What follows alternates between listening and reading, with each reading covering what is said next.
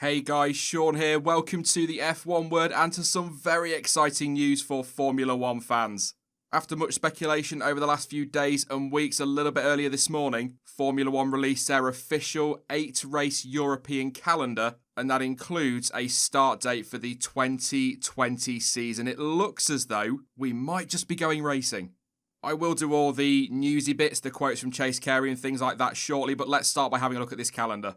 The season will start across the weekend of the 3rd to 5th of July in Austria, and then a week later, they'll be racing again at the Red Bull Ring across the weekend of the 10th to 12th of July.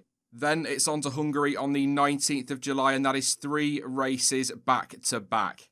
The teams then get a weekend off, and then it's on to Silverstone on the 2nd of August and the 9th of August for back-to-back races there as well. And then just a week later, they'll be racing in Spain on the 16th of August. Another 3 races back-to-back, making it 6 Grand Prix in 7 weeks. Unprecedented for Formula One, but of course these are unprecedented times. After another weekend off, it's on to Belgium between the 28th and 30th of August, and then Italy on the 4th to 6th of September. And F1 have confirmed as well that further races will be announced in the coming weeks.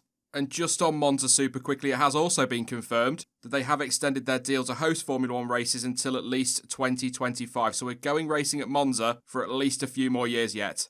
I cannot put into words just how excited I am to see this calendar this morning. I know it's the little things in life, it really is, but Formula One looks like it's on the way back. There are a couple of things worth pointing out on this though. Now, regarding the rest of the calendar, a statement on the Formula One website read as follows. Due to the ongoing fluidity of the COVID-19 situation internationally, F1 will be finalising the details of the wider calendar and hope to publish that in the coming weeks, with an expectation of having a total of 15 to 18 races before completing the season in December. And on top of that statement, F1 CEO Chase Carey said, "We are pleased to be able to set out our opening 8-race calendar today and look forward to publishing our full calendar in the coming weeks. I want to thank every promoter and partner for their support and ongoing commitment to Formula One. While we currently expect the season to commence without fans at our races, we hope that over the coming months the situation will allow us to welcome them back once it is safe to do so, but we know the return of Formula One will be a welcome boost to sports fans around the world."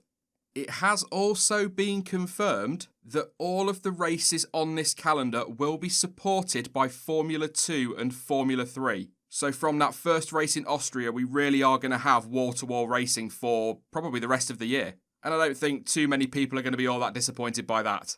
Just one more thing on this news, or technically 2 more things, is the naming of the second Austrian race and the second British race. So that second race at the Red Bull Ring, and I'm going to butcher this pronunciation, is actually going to be called the Steiermark Grand Prix. And the second race at Silverstone, and I love this by the way, is going to be called the Formula One 70th Anniversary Grand Prix. What a great little nod to that anniversary. I love that.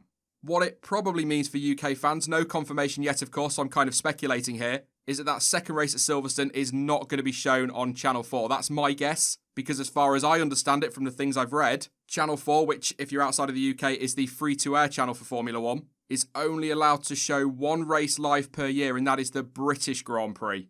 Now, unless Sky decide they want to be super nice, which I doubt they will, because ultimately they've paid an absolute fortune for the rights, it's likely that second 70th anniversary Grand Prix will be behind the paywall. We'll see though, you never know. Like I say, that is just speculation on my part.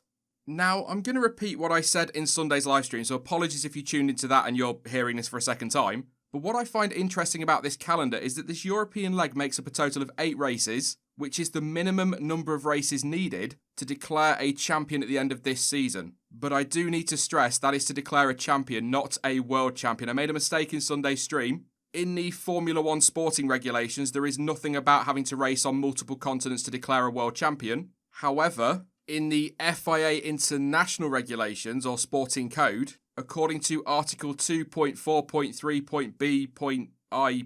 whatever, states that in order to qualify as a world championship, the calendar must include competitions taking place on at least 3 continents during the same season.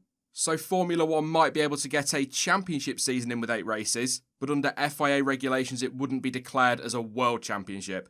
So apologies for missing that during Sunday's stream. I'd not looked through the official FIA sporting code or whatever they call it.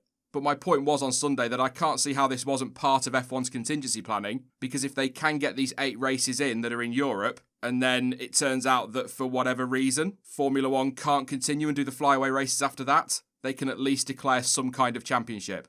But as said in the official statement today, the target is still very much 15 to 18 races. And I think they can do that. It's going to be tight, and like I said, there's going to be wall-to-wall racing between now and December, but it is very doable, especially if they can get going as planned on the 3rd to 5th of July, which it looks like they're going to do. So that's the calendar stuff out the way. I'll summarise in a minute, but that's the calendar stuff done. But alongside that, Formula One has released what they've called 5 steps to safe racing.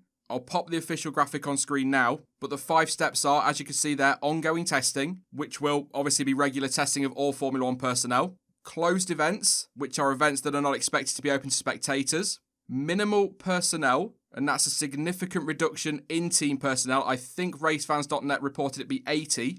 Isolated travel is their 4th step, and that is the use of charter flights, which we've covered before on the channel. And number 5 kind of speaks for itself, social distancing. And it just says there, with pre- and post-race ceremonies being altered as a result. So I wonder if we won't see a podium. Would make sense given the situation globally. But just very quickly to round things off, I am very, very excited to see Formula One on the brink of returning. It's been half a year since the last race, for God's sake. And I really hope that all of this goes off without a hitch and we get a really good 15, 16, 17, 18 race season in. Ultimately, I guess we shall see, but that is it for this video. Let me know your thoughts on this calendar down in the comment section. And just out of interest, how many races do you realistically think Formula One will be able to squeeze in between the start of July and the middle of December? Now, I will be back soon with more content as ever, but in the meantime, don't forget that you can, of course, follow me over on social media, and all of the links you need for that are in the description down below. But as ever, thank you for watching, and hopefully I will catch you again in the next one. Bye-bye.